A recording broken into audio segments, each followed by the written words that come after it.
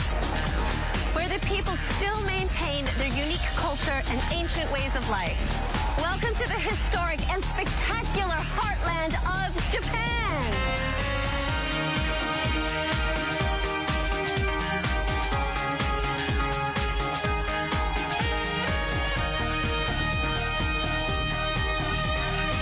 The east coast of Asia, Japan is home to 130 million people. I'm visiting the historic central region. From the old capital of Kyoto, I catch the train to Osaka before traveling to Iga Ueno, home of the ninja. Heading on to see a samurai battlefield at Sekigahara, I take a beautiful train journey through the mountains of central Japan before catching a ferry to Sado Island. Finally, I fly back to end my trip at a dramatic festival in Himeji.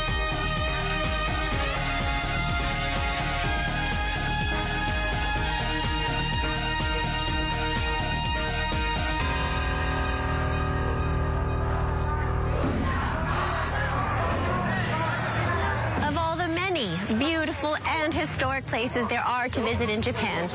One of the most popular destinations for travelers is Japan's former capital of Kyoto. There are over 1,000 temples and shrines here. It's really the spiritual home of the country, and you are pretty much guaranteed that anytime you visit, you will find some sort of cultural or religious festival going on.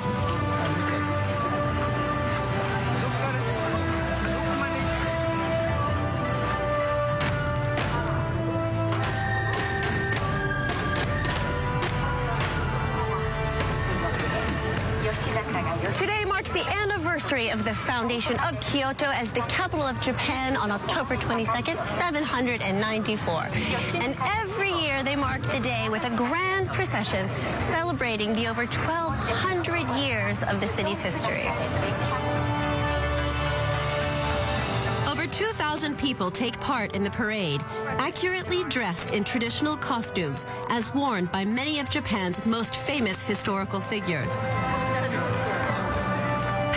Feudal lords, famous samurai warriors, princesses and ladies of the court are all represented, as well as shoguns, the military rulers of Japan, hidden from public view in their grand bullock-drawn palanquins.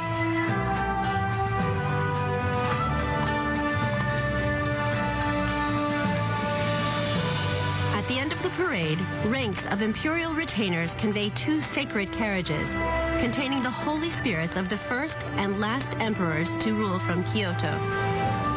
Accompanying the emperor's carriages are priests dressed in white, the custodians of the ancient beliefs and rituals of Japan's native religion, Shinto.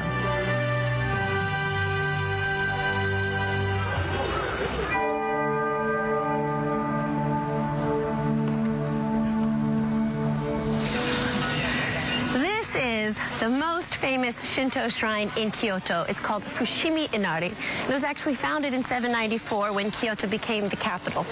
It was dedicated to ensuring a good rice harvest, but nowadays people come here mainly to pray for good luck and businesses for prosperity.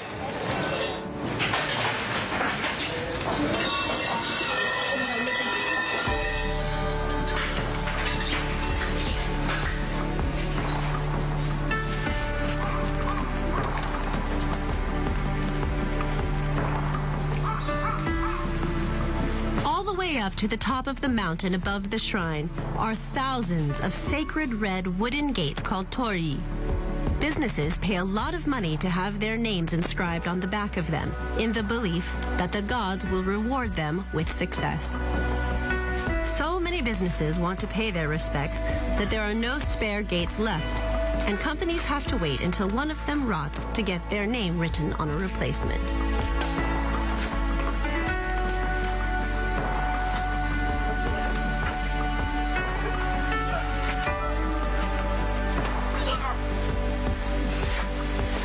Shintoism has around 8 million gods, and people believe that the spirit of the god of this mountain travels down through these gates to the center shrine where it will hear their prayers. This is a very nice idea, but actually imagining the spirit itself coming through here creates an ambiance that is both magical but also slightly eerie.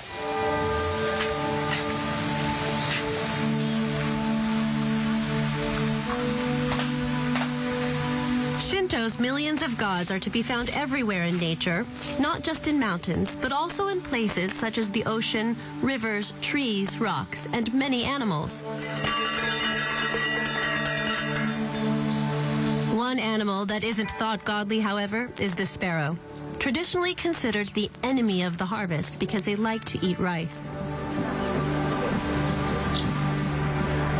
On the street leading up to the Fushimi Inari Shrine, there's even a line of restaurants with sparrow on the menu. Okay, I'm imagining they have them here. Konnichiwa, sumimasen. Suzume, arimasu ka? Little dead sparrows. I'm sorry, my friend. It's okay. Okay, I'm gonna go for this bit, which is his little sparrow leg. Do eat the bones as well. Yeah. There's not much meat on that little sparrow. Take that for eating all those grains of rice, you mean creature. I don't think I can bring myself to eat the head. Madachi. Thank you so much. Arigatou gozaimashita. Come on, Megan, let's go for a walk. How about a nice rice ball? Together with Shinto, the other major religion in Japan is Buddhism, which was introduced from India via China back in the 6th century. Today, most Japanese believe in both religions, seeing no contradiction between the two. Kyoto in particular is globally renowned for its extraordinary collection of Buddhist temples, 13 of which are World Heritage Sites. Kyoto is a city of superlatives. This is Chionin, and it has the largest wooden temple gate in all of Japan. And this temple bell is also the largest in Japan. You can also see Japan's tallest wooden pagoda at the Temple of Toji. Mixing commerce with religion, Toji is also the site of Kyoto's best flea market, held once a month. There's a huge variety of things to buy at the market, but they're not necessarily cheap. With so many tourists coming here to Kyoto, you'll have to look hard for a bargain. Love it. Oh, look at this. Shoes, shoes, shoes. Look at these. Aren't they precious? Oh, my goodness. They are made for a girl. But how? How does anyone walk in that? Everything is delightful to the eyes. I love it. What's over here? It's kimono heaven. Oh, overstimulation. That's beautiful. Cute and kind of scary at the same time. That Buddha, not so happy. That Buddha, very surprised. That Buddha, happy. That Buddha is laughing. So you can negotiate at this market? A little bit, yes. Certainly more towards the end of the day, so I've heard. I should pretend to want it, walk away. Nobody's interested. He'll lower the price. Ready? I'm too honest for that. Oh. A couple of other foreign travelers at the market give me their tips, too. Bring a camera with lots of memory. There are endless options for people that are interested in temples and different spiritual interests, be it Buddhist or shrines or Zen temples and Zen gardens. Zen is a Buddhist sect that over the centuries became very popular in Kyoto, emphasizing meditation as the best means of gaining enlightenment. Since Kyoto is the best place anywhere to try Zen meditation, I'm going to give it a go here at Geshin Inn, one of a number of Zen temples in Kyoto, where for a reasonable fee, you can arrange a private session with a monk to teach you the basics. When I'm meditating, if I have a lapse in concentration, I have to confess.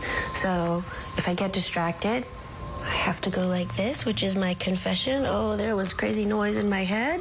And then apparently he uses that big stick to help me refocus. I hit your shoulders.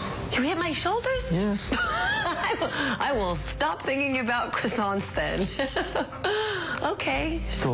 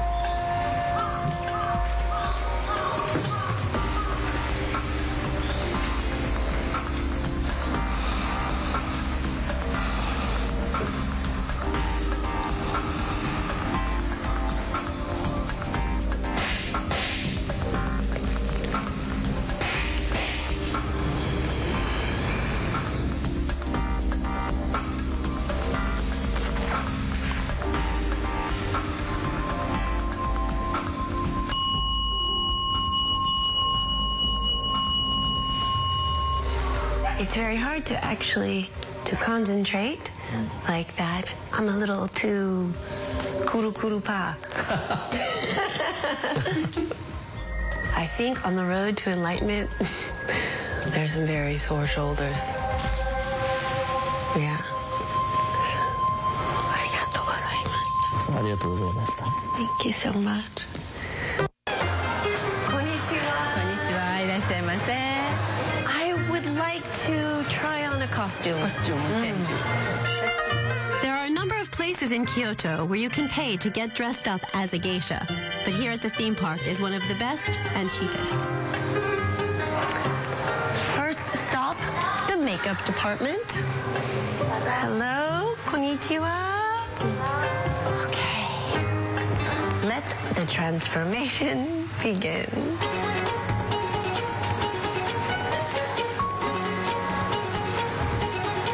Ooh, that's cold.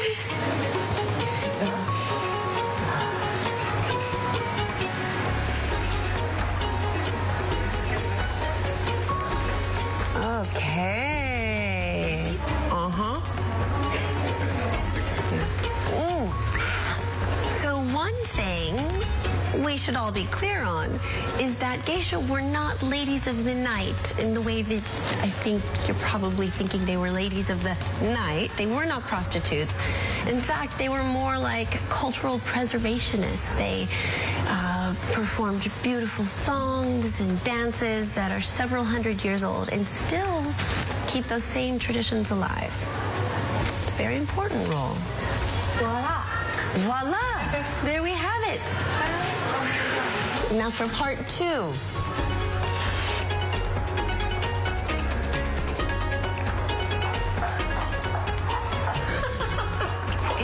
These are very hard to walk in.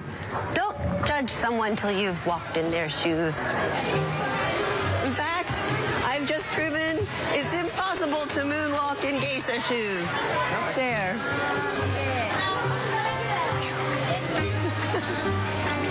See, now that I have the walking style down, I'm practically floating. It changes everything. Back on the streets of Kyoto, I'm hoping to learn more about real geisha by visiting the district of Gion, home to most of the city's few hundred remaining geisha and their apprentices. Apparently, it takes years of practice to become a true geisha. Here in Kyoto, they are called geiko. And this is a so-called tea house where the geiko live with their apprentices, who are known as maiko. Now, you know that this house has 2 maiko, and I'm here to meet Tomatsuyu. Just there. Konnichiwa. Konnichiwa. Hello. You're Tomatsuyu. Yes. Hi, I'm Megan. Nice to meet you. Nice to meet you. So, from what I understand, you're one of the only English-speaking maiko. Is that right? Yes. Where did you learn English then? I was living in New Zealand before. I always wanted to be a maiko. I liked watching Japanese period plays, like samurais and princesses. So I wanted to be a maiko. And how many years is your training? About 5 years. Are there normal aspects to it, such as can you have a boyfriend? No, never. Never? No. No boyfriend? No boyfriend. Okay. I know that you have to get ready for tonight, but you're pretty much ready, yeah? No. No. I need to wear makeup on and wear kimono. To have a group of maiko and geisha entertain you at a banquet is usually extremely expensive, perhaps a couple of $1,000s or so for a few hours. But happily, there is one place in Kyoto where you can be entertained for a very reasonable price and have a delicious dinner at the same time. The Gion Hatanaka restaurant.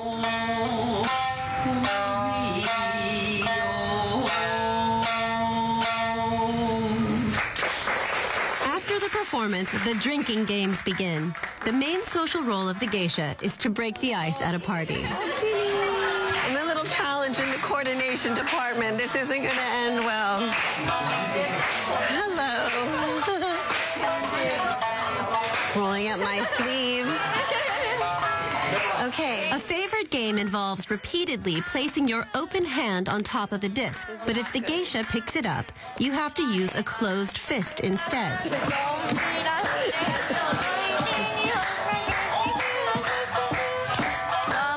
If you mess up and put an open hand down by mistake when she's picked the disc up, you have to down a drink.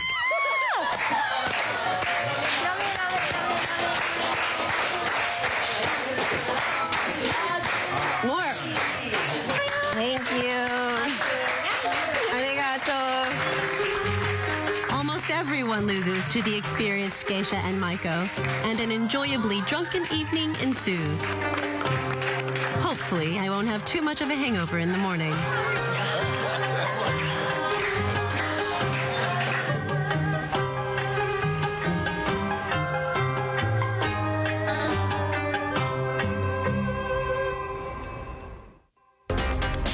The next morning, I head to the train station to move on from Kyoto. Japan is definitely not a cheap place to travel, but I have one tip. Buy a Japan Rail Pass. It allows you to travel throughout the country. It's only available to non-residents, and it's a bargain. I am off to Osaka.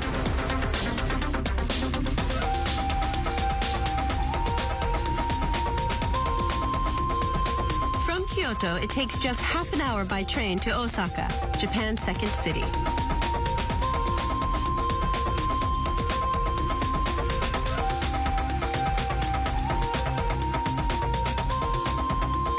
If Kyoto is the heart of beautiful, traditional Japan, then Osaka is the opposite, a famously down-to-earth concrete jungle, home to over 2.5 million people.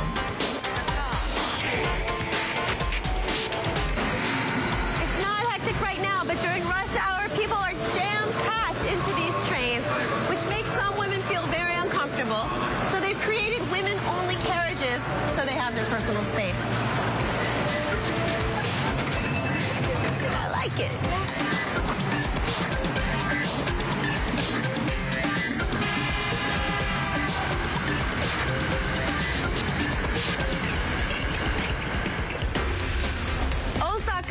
Is a big city, and people are forced to live in very close quarters. So to get along with your neighbors, some sacrifices have to be made. One example of this are the face masks that you see people wearing on the street.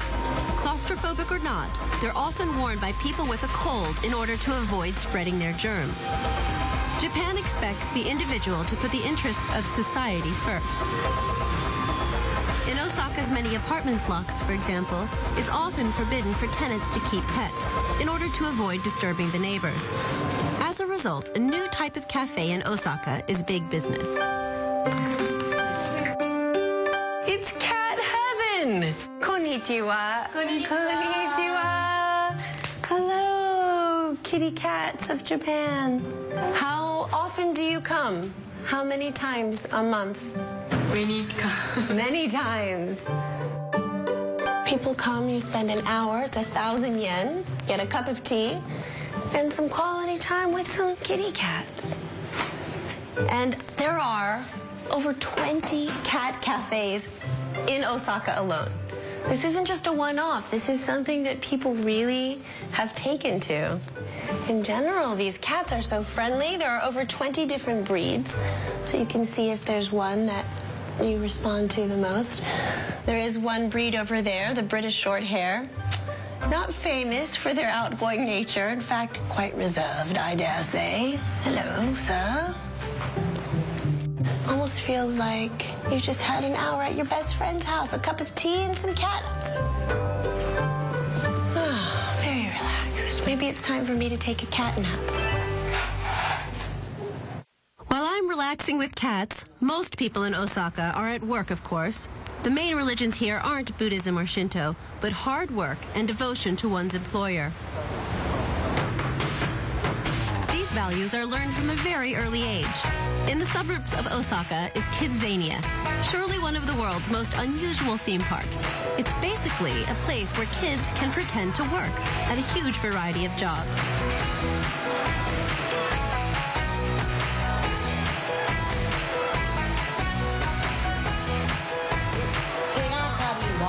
She is informing the truth of their responsibility to catch litter bugs.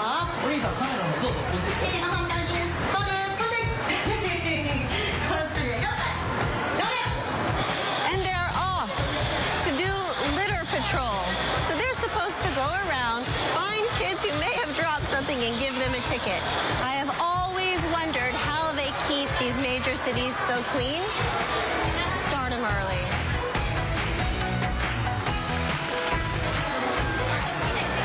They even have a bank where kids can learn to be tellers, and they've all earned money from doing these jobs. So they have a little green wallet filled with money that they can buy things at all of the different shops and restaurants.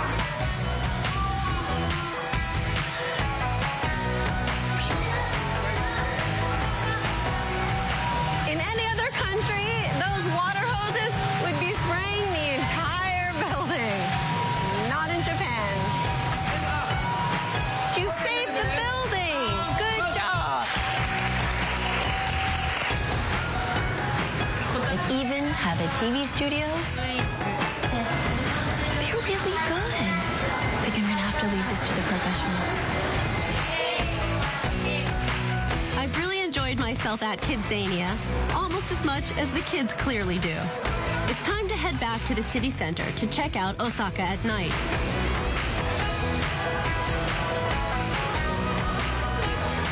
In contrast to many of the fashions on display, most of Osaka's renowned culinary specialties are simple and down to earth. This is one of the things it's most famous for, takoyaki. They're basically batter fried octopus tentacles. They look delicious. They smell delicious. It's alive. It's trying to escape. Takoyaki. Oh, hot. Oh, no. I lost my tentacle. That is oishi. Thank you very much, gentlemen. Thank you very much. Bye, gentlemen. For something a bit more substantial to eat, I head to one of Osaka's many excellent seafood restaurants. This restaurant takes fresh seafood to another level. Here you actually have to fish for your supper. Yeah, fishy, fishy, fishy, fishy. Ooh, ooh.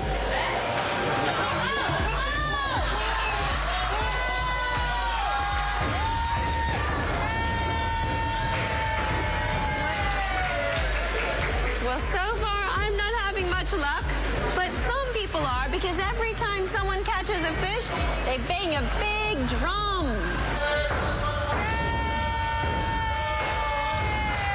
These fish do not seem hungry, which is a problem, because I am.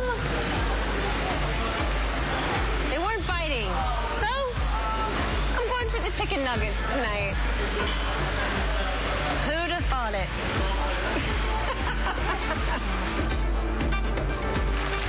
Oh, what a rainy night. But home sweet home. This is not your ordinary backpacker's hotel. This is Osaka style. Look at that. 2, 4, 6, 8, 10, 12. Just in this corridor. There are so many of these capsules. Look, this is me. F400. There are nearly 500 capsules in this place. It is a little awkward. I don't know how you get up here very gracefully. But I have always wanted to stay in a capsule hotel. And it's much more comfortable than I imagined. And it's so affordable, less than $30 a night. Got your own TV, got an outlet so you can charge your stuff, Wi-Fi, alarm clock. It's really nice. So I will say good night in Japanese, which is oyasumi nasai. I'll see you in the morning.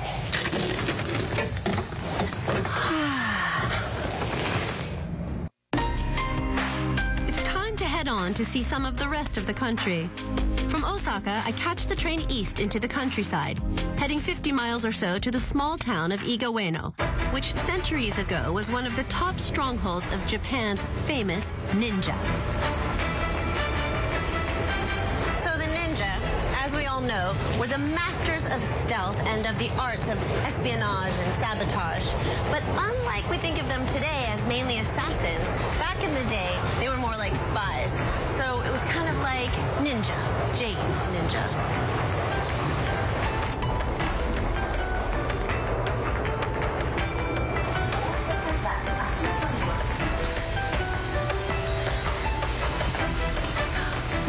Ninjas everywhere. During the era of the Warring States in the 15th and 16th centuries, based in hundreds of castles like this one in Iga Ueno, warlords all across Japan fought each other for supremacy. The honor of the warlords, samurai warriors, meant that they had to go into battle openly. So if a vital but secret mission needed to be undertaken, ninja were hired as paid mercenaries to carry out their dark arts. During the Warring States era, the ninja here in Iga Ueno were renowned as some of the finest anywhere in Japan.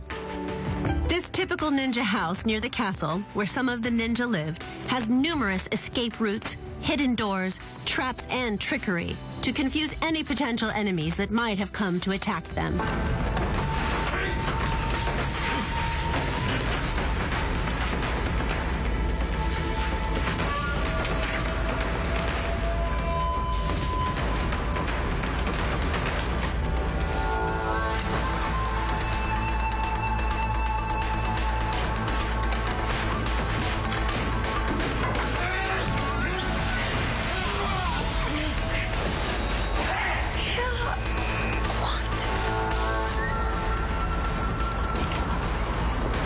Unsurprisingly, the Ninja Twins aren't figments of my feverish imagination, but performers from a hugely popular tourist show that takes place regularly next to the Ninja House.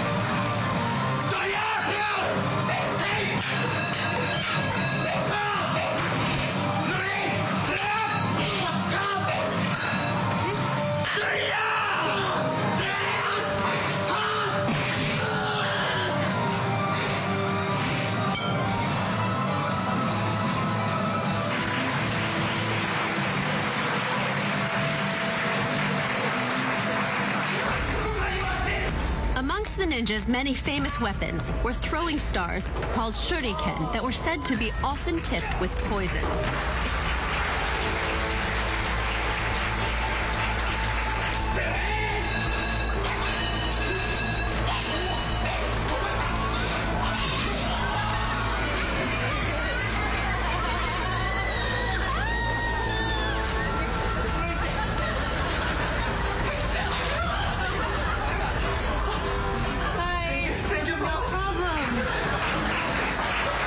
It's a popular Japanese fantasy to be a ninja for the day, and I've been foolish enough to enter a local event in which around 100 contestants are taking part.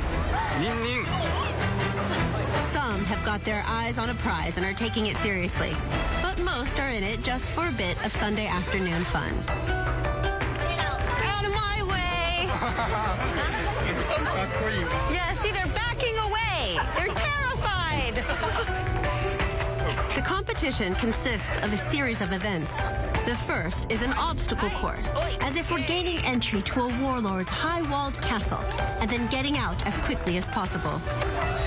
You have to make it around in less than 2 minutes. If you're extremely fast, you get more points. If you fall off the wall, you could be disqualified or lose points, but it's got to be under 2 minutes.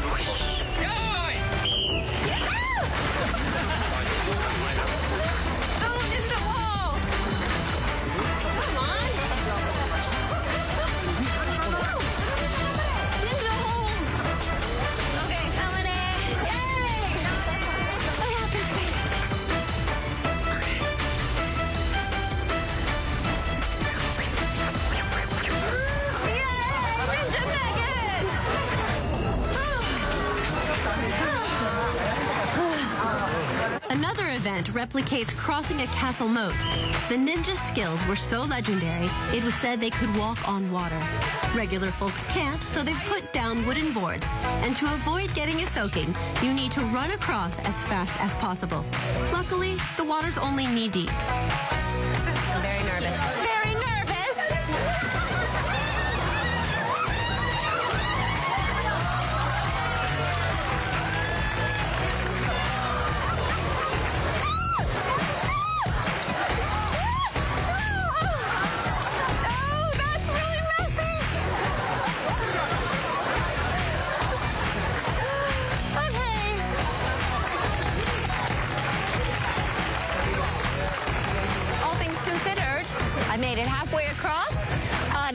my hair wet?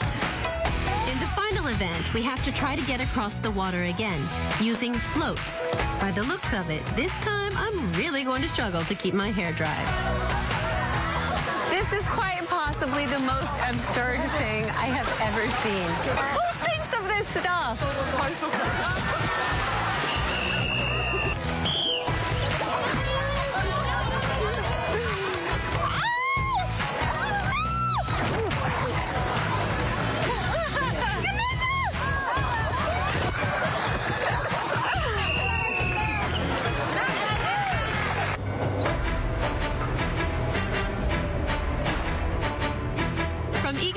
I head onwards by train another 70 miles or so to the small town of Sekigahara.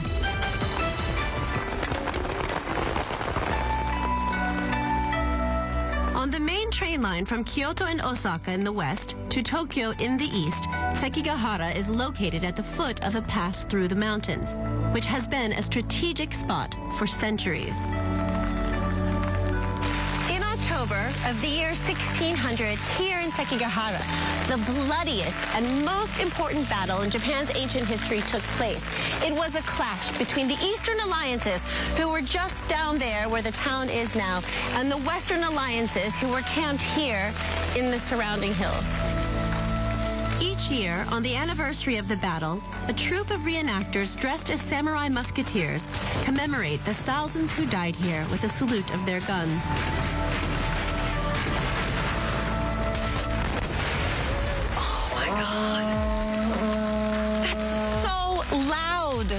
And they are real guns, apparently. 500 years old, not replicas. These people, they're not playing. The center of the battlefield is marked by this memorial. Now, the Eastern Alliance, those are their banners, had around 75,000 samurai. And the Western Alliance, those are their banners, had even more. The battle itself lasted just 7 hours, but it was ferocious. As many as 30,000 samurai were killed.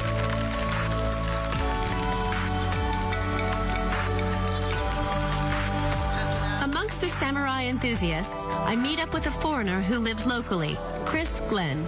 Your armor is incredible. It's so intricate. So you have this outside layer. Yes. And this is kind of metallic. Chainmail, yes. Then you have 2 swords. Yes, the 2 swords of the samurai, the itachi and the wakizashi. Yes. And then this is the door. The door. Can I see how hard it is? You're going to punch it, are you? No, well, maybe. All right. Yeah, that's thick steel that's been lacquered over 17 times. Well, it stops spears, it stops the old muskets. How much would something like this cost today? Round about the cost of, well, a medium-sized car. Really? This one's about $30,000. $30,000? Yes. The most famous of the samurai warriors who fought in the battle are remembered on a giant mural in town, a replica of a painting created just after the battle. Well, basically back in the day, of course, they didn't have TV. So in order to tell the story of the battles, they'd paint huge screens like this. Oh, there is. This guy up here, Kani-Saizon. He took the most number of heads at Sekigahara. 17 heads in total. 17. That's what the samurai did. They took heads as trophies. Now, what did they do with the heads? What did they do with them? Over here, I'll show you. Nearby is the place where the leader of the victorious Eastern Alliance, Ieyasu Tokugawa, set up court to view the heads of his defeated enemies on the afternoon of the battle. There'd be specially trained women who would clean the heads up. They'd clean up the blood, they'd put a bit of rouge on the face to make it look a bit healthier, they'd comb their hair, they'd perfume it, and prepare it for presentation.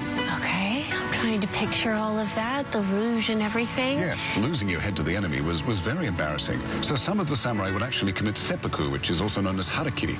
They'd cut their stomach open and have a friend cut their head off so that it wouldn't fall into the hands of the enemy. And how was it done? Was it, I mean, in my mind, it's done with a fell swoop from a sword like one of these. The Japanese sword was the sharpest, the finest, the best sword ever. And they could literally take off somebody's head with one cut. Does that look all right? Yes. Okay, good. It does.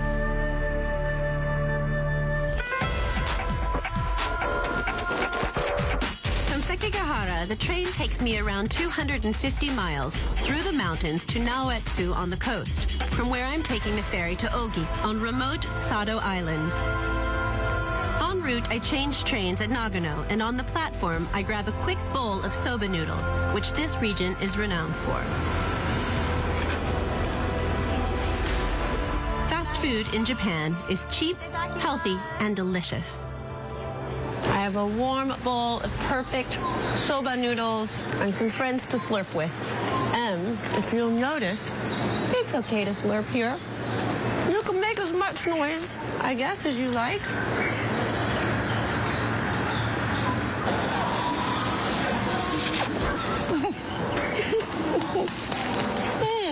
Mama's going to be proud of that one. I'm a big fan of traveling by rail, but here in Japan, the trains are so clean, comfortable, and punctual that it's a real delight.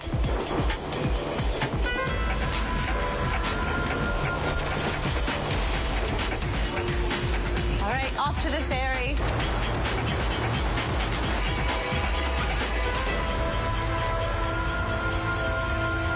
All right, goodbye, mainland. Crossing the Japan Sea, being stalked by some seagulls, and it is a beautiful day.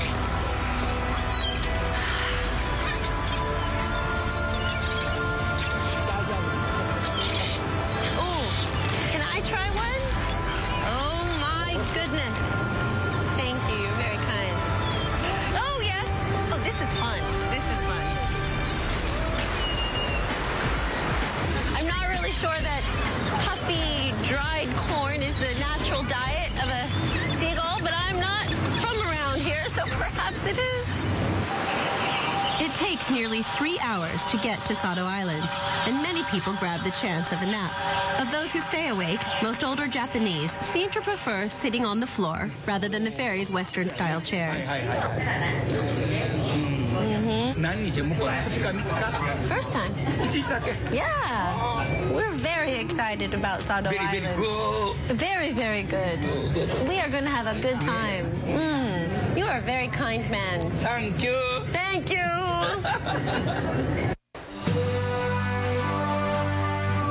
Remotely situated amidst the Japan Sea, sparsely populated Sado Island has some of Japan's most pristine coastal waters and is renowned for its excellent fishing.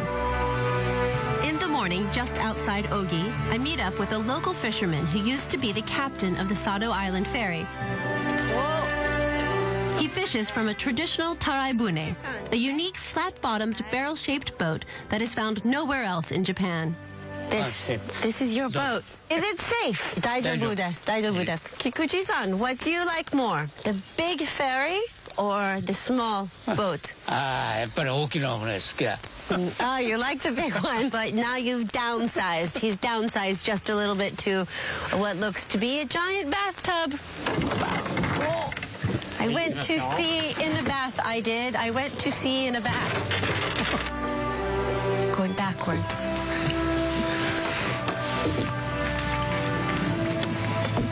There's a little water in the boat. Yeah. You don't exactly want to be bailing out your boat this early in the game, do you? There are lots of shellfish in the rocky inlets around here, but because the waters are so shallow, it's a big advantage to use a flat-bottomed tarabune instead of a normal boat with a deeper draft. Yeah. Oh. No problem. This box has a bit of a magnifying window, and he's investigating the seafloor.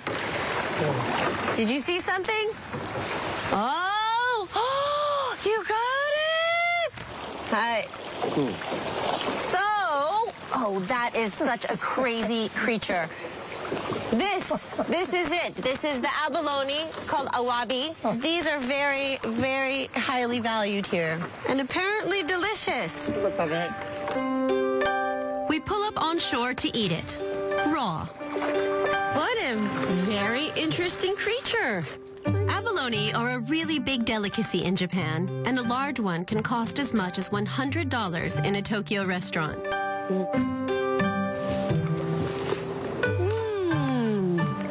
Very good. I think I may have hit my quota for the day. Would you like to try some?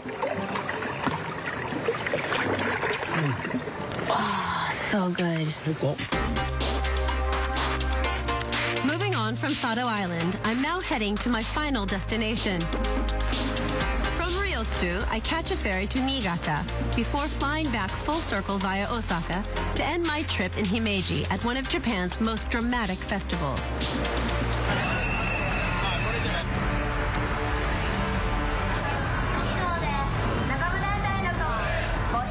7 villages near Himeji have come together to celebrate the harvest, just as their ancestors have done for centuries. And tens of thousands of people have come to watch. Men from each of the 7 villages parade with very heavy decorated floats, each village differentiated by their colors.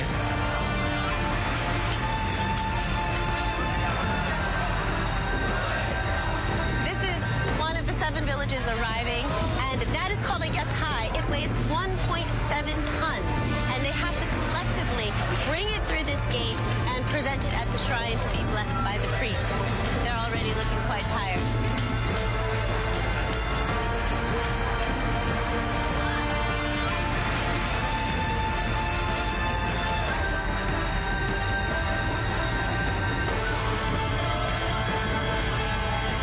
Although the festival is a religious one, even so, everyone is determined to have a fun day out. Hello! Konnichiwa! Genki desu ka?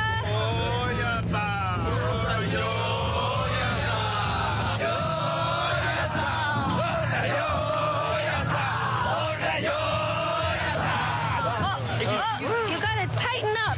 You get tighter. Yes. Inside you have cigarettes. Yeah, and your telephone. Very important, very traditional, costume updated for the modern day festival goer. Festival!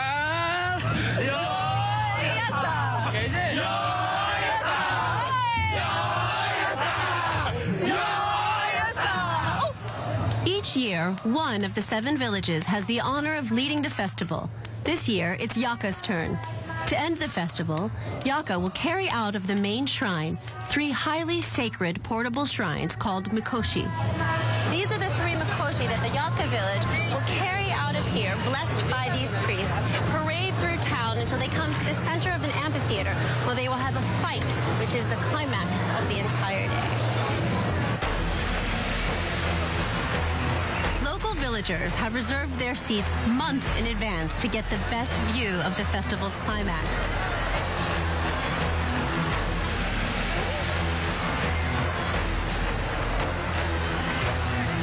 The men from Yaka village charge their 3 mikoshi against each other, trying to knock the others to the ground.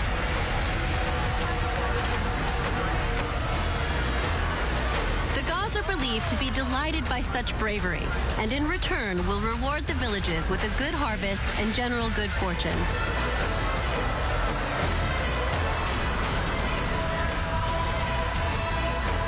The harder the shrines collide, the more the gods are thought to be pleased, so a massive fight ensues.